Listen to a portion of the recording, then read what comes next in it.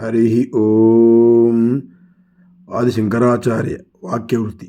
తత్వమసి అనాపన్న వికారా సన్నయస్కాంతవ దేవయ బుద్ధ్యాదీం శాలయేత్ ప్రత్యక్ సోహమిత్యవధారయ.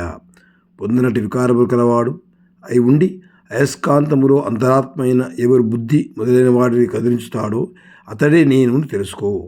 जैसे चुंबक विकार को प्राप्त न होकर लोहे को चलायमान करता है, वैसे जो प्रत्यगात्मा निर्विकार रहकर बुद्धि आदि को चलाता है वही ही मैं हूँ, ऐसा तू निश्चय करो.